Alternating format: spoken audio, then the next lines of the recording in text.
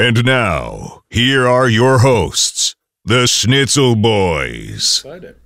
Speaking of numbers, so anyway, I was at the USA Bosnia game. Yes. Are we ready to transition to USA Bosnia? Let's do it. Yeah. I was watching the game. There was a little kid behind me. You know what that little kid was saying over and over again when number 10 had the ball? He was saying, "Go Pulisic, go! Go Pulisic! Pulisic! Go Pulisic!" Oh, man. He just kept getting disappointed when Pulisic kept getting the ball taken away from him. Now, I didn't have the heart to tell him that our number 10 that night was one Christian Roldan. Christian Roldan. Because Pulisic is in Europe. This is a domestic-based squad and a limited domestic-based squad. How old was this kid? Squad. He was young. He was like 10 or something. He was, young enough to live in that belief. And I didn't want to burst his bubble. I didn't want to. He has big brothers and sisters to do that. I just looked at him and be like, yeah, go Pulisic, go, right, kid? You know what I mean? I was just keeping the dream alive. I didn't want to tell him that this is not the stars he thinks he's watching. That's Christian Roldan, kid. Yeah, I didn't want to be. What you're talking about? I'm some big fat guy with a pretzel by myself, turning around and be like, "You're wrong, kid. I know the facts. I'm on forums all day." I was going to say, wouldn't that be the typical U.S. men's national team fans' response? Yep. You don't I'm know better what than you're that. Talking about, kid. Yeah, That's Bill not Archer. Pulisic. That's Bill Roldan. Archer. Bill Archer be And like, he "You're shouldn't so be playing." stupid. You're such a stupid little kid." When I was 12 on the big soccer boards, one of the big soccer guys publicly called me out and ripped me and cyberbullied me all day on that when I was 12. And I was like, dang, these U.S. fans are toxic. It scarred me. I'll never. I think I misunderstood a joke or some crap. And then he just called me an idiot. My username was World Football Genius. And then he said, if you're an idiot like World Football Genius and blah, blah, blah, blah, blah. And he was like the most popular blogger on the most popular site at the time. And I'm just like, wow, that was pretty scarring for a 12-year-old kid like me to go through. I bet. Wow. Anyway, so I'll always hate that guy forever. But that's neither here nor there. I choose to be a better, more positive fan. I applaud you. I applaud you for breaking the cycle of abuse. Thank you. It's it takes a little abuse to grow from it and learn and be better about it. So anyway, so what did the game? The game was Torta Hose. Do you want to translate Torta Hose for the American? It was a kind of a dud, huh? Yeah, Torta Hose literally means dead pants, and it just means it's a dud. And the game, there's a red card and. That red card was soft. That was a soft. And then I missed the goal because I was filming Schnitzel Boys videos at the stadium. Oh. And then I missed the goal, but I saw the replay and it was fine. In the supporters section, a bunch of Galaxy and LAFC fans were just going at it. They were just fighting each other, and the rest of us had to be like, "Yo!" No, they were threatening. They were threatening each other. It was very loud. I have some of that on video too. And then other people are like, "All right, relax." It's like we're all USA fans today. Let's relax. We're all here for USA. And then the same guy started ripping apart the supporters groups. He's like, Barra Brava, you suck, or whoever. The Barra 76, you suck. And then just ripping everybody apart. Everyone had to be like, yo, relax. It was just a very toxic atmosphere. So for the second half, I left. I went to another seat somewhere else. I did the first half with the fans. Second half, I found a nice seat over by the center section by myself where it was not as fun because we weren't singing all those songs that half of the fans were complaining about, because that's been a thing for a while, trying to get new songs. So it was just a very toxic fan experience. So little happiness.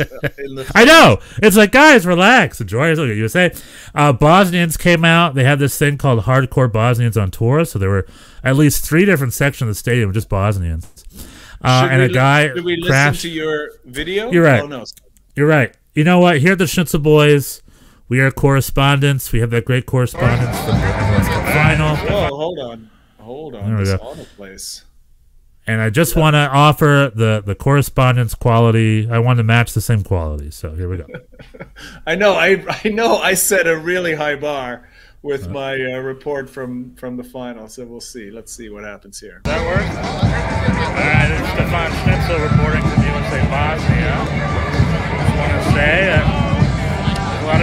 celebration going on. I'm in the fan section. The flag's going out. I didn't have bacon nachos, but I got this pretzel, which looks delicious. I look forward to eating it. So, other than the pretzel, there's not much to report. Stefan Schnitzel out for now. And there you go. That was my report. That was great. The pretzel was very good, by the way. It was salted. It was like gooey with grease or something. And I had a Modelo with it. It was good. Pretzel and a beer. Pretzel and a brew. And it was lovely. I really enjoyed the pretzel. That's wonderful. And that was my report. That was my report from the stadium. Excellent. Schnitzel report. Yeah, and then the game was whatever. You know what I should have said? I got a selfie with Greg Berhalter. I'll put that out. I think it's out on the Twitter. I'll put that out on the Twitter. You can check it out on the Twitter. I couldn't believe it. I saw that picture. And I was like, that looks like a cutout, but it was the real man. I got two. I got one with his eyes closed, one with his eyes open. No, I went.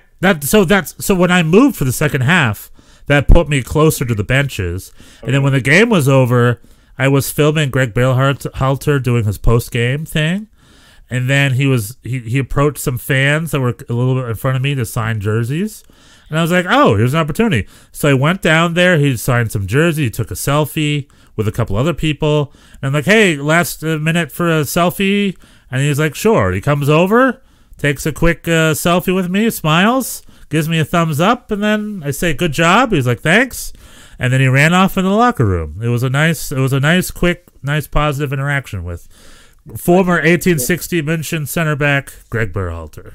He's a likable guy. I like Greg. I've always liked Greg. I'm not a Greg out guy. He has all the best records. We won this game, and you wouldn't know that from the response of many of people in U.S. soccer, analysts alike. You've had one of the better years in the history. We've won all games. We've won. I think we lost one game to Panama, and then that sucked, of course. But other than that, we've won or tied all of our games. It's been It's been a pretty good year. It's been a pretty good year. Hasn't been perfect. All right, we could have beaten Jamaica, sure. We could have beaten Panama, sure. But at the end of the day, we're freaking winning, and we're winning with like hundreds of players. We have an A team, a B team, a C team, and a D team, and we're winning with all of them. You would think that happiness would abound amongst the faithful, but no, not so. No. In the U.S. soccer section, the club fans are fighting and they're fighting about the music, and then but I guess that's part of the magic of the cheer of being a U.S. soccer fan. It's part of something. But anyway, it was a 1-0 win, and the most shocking surprise. Do we have Wijnaldum at all? No, right? I can get it. Keep talking. Yeah, well, no, I can't actually. It's on Twitter, right? But essentially, he went viral, and he retweeted us for a second, and then deleted it right away. Unfortunately, very exciting. Because one of the fun parts of the game was that's not a streaker. What's a gate crasher? What are you called when you run the field? A field runner. Well, if he's fully dressed, it's a he's not a streaker. Oh, it's a pitch invader. That's what I was looking for. Invader, yeah. We had a pitch invader. Matt Turner was yelling at him, but a pitch invader got the ball. It's also on our Twitter. Kicked it in the net. Everyone cheered. 4 or 5 different stewards came and tackled him. And then when he stood up, everyone cheered. And then when he brought off the field, he pulled his pants down and tried to moon everybody. Oh, a little. And everyone cheered for that. And then he walked down the thing, and everyone was cheering for him. He was a big hit. People liked the pitch invader. But anyway, I put that out on Twitter, and then Eric Ronaldo retweeted it and said, "This is the most exciting part of the game." And then it deleted it right away. And that was probably the less toxic thing he said all day, because he was going back and forth. And I love Ronaldo. Ronaldo is one of the patron saints of this podcast. You know how we talked about patron saints like Jurgen Klinsmann, Jesse Marsh.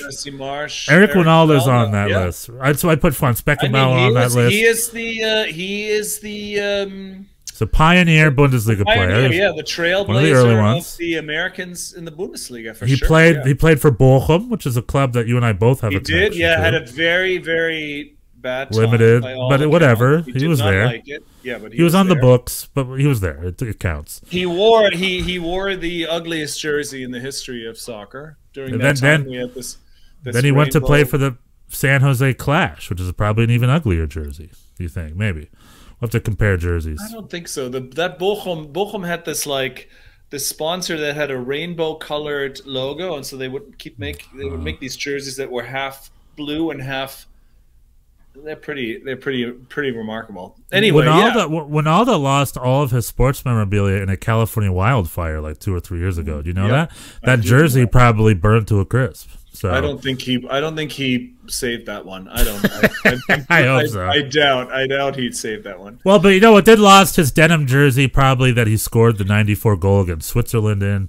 You know, like anyway. So Eric Ronaldo is one of our patron saints, Yes. And he was at the. Apparently, it was only like a section over for me. I wish I could have gotten a selfie with him too. But he mentioned that not only were the players not caring about the fans, that the United States, what was his phrase? He said the U.S. This is what you get. This is what you get when your whole country is a sham. Right. It's like, yo, man, that's wow. You need to relax. Like I understand you're upset, I guess. Overreaction. But that's an overreaction. It's a friendly against Bosnia with a bunch that we won with a bunch of random players who haven't played in a while. And that we won. This is what you get when your whole country is a sham. And it's then like, he was damn. Wow. Eric needs a hug. Boy needs a hug. He has been going through rough times. If you haven't followed, Eric Ronaldo's lost some family members as of late and so forth. He has. He lost his father and his brother within a week, about a month ago, to COVID-19. I don't know if that's related. So our hearts and thoughts go out to the Ronaldo family. It has to be related. That's terrible. I did not know that. I feel. Well, no, it's definitely COVID related, but I'm saying I don't know if it's related to his mood. Well, today. I mean, it has to be. It has to be related to his. Well, I think he subsequently then he didn't really elaborate, but he subsequently then tweeted out some clips from Aaron Sorkin. There was a clip from what's that Aaron Sorkin? West Wing? The news, no, the news show. The one sports. I remember I used to watch that sports talk or sports Jeff radio. Daniels. No, it's the one Jeff Daniels in it. Anyway, this was a clip about Jeff Daniels sort of saying America is not the greatest country in the world anymore and giving reasons. I mean, basically, I think if I read his tweets correctly, the gist of him saying is that there is so much polarization, misinformation in the world, in this country now, that we've lost our togetherness. And I think he sees this play out in this U.S. men's national team, I guess. I mean, I still think that's a bit of a stretch. It's a friendly against Bosnia. I mean, the stuff I was talking about serves his argument. I'm in the U.S. supporters section. They're fighting each other, you know. So no, I think that's what he's referring to. There's not a unity, and I think there is something to be. I think it's a different issue. I don't quite agree that this is. It's because the country. Well, Greg and the players seemed happy, and that's I guess the most important thing. Well, I don't know why this whole country is a sham. Parts of it are a sham, sure, but that's any country. Well, and also this team. How is the team representing? You know, I think it's a different phenomenon. I think you have this team going from a very defined identity of always being the underdog and sort of, you know, being like defense first and then hope for the best on a counter. And now that there's more talent and more, you know, you're transitioning into an actual. Playing, creating, possessing. We had 73% possession. Jordan Morris was playing, which I wanted to see. He's getting back in shape. He was essentially so as far as the game goes, we had the ball. It was 90 minutes of Jordan Morris coming in and then from the inside and hitting it in the center of the box. That's the only thing we had.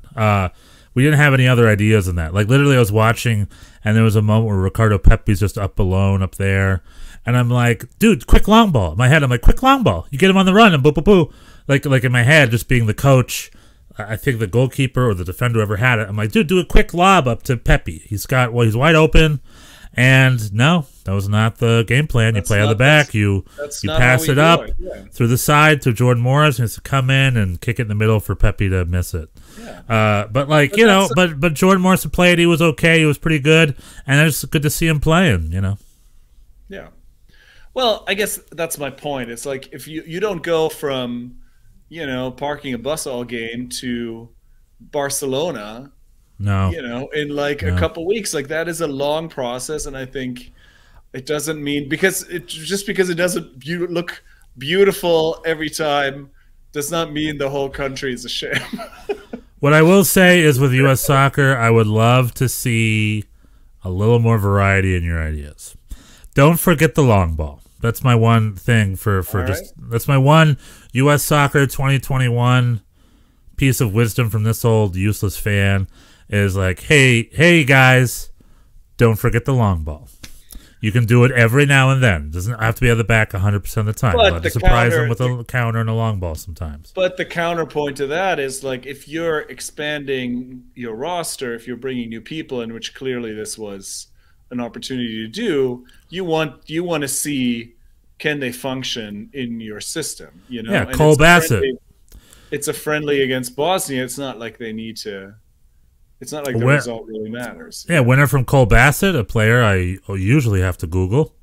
I would say number 7, Jesus Ferreira, really stuck out to me as having a rough game.